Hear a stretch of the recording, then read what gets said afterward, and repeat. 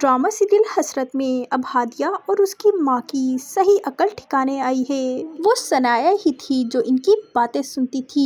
ان کی سازشیں جاننے کے باوجود بھی کبھی بھی ان کے بیٹوں کی نظروں سے انہیں نہیں گرایا۔ کبھی بھی ارحم کے کان نہیں بھرے تھے ان کی ماں اور بہن کے خلاف۔ لیکن اب ان کی عقل ٹھکانے آئی ہے۔ اس فبیہا کے آنے کے بعد اب ارحم نہ تو اپنی ماں کو پوچھتا ہے، نہ ہی ارحم کو اب ان کی انسولین کا خیال ہے، اور نہ ہی اس کی طبیعت کا، جو ثنایا تھی جو اس کو کم از کم پوچھ تو لیتی تھی۔ اس کے باوجود بھی وہ ثنایا کو ناپسند کرتی تھی، اس پہ طرح طرح کے الزامات لگاتی تھی۔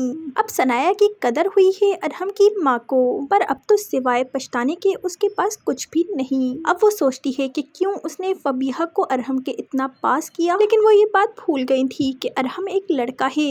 آخر وہ کب تک فبیہا اور ارحم کی نگرانی کر سکے گی؟ اب یہی فبیہا نہ تو وہ صرف ارحم کی ماں کے ساتھ برا سلوک کرے گی، بلکہ وہ ارحم کے بچوں کے ساتھ بھی بہت برا سلوک کرنے والی ہے۔ ارحم کی غیر موجودگی میں بچوں کے ساتھ بہت برا سلوک کرے گی اور بچوں پر ہاتھ تک اٹھائے گی، لیکن ارحم کے آنے کے بعد اس کا رویہ بالکل چینج ہو جائے گا۔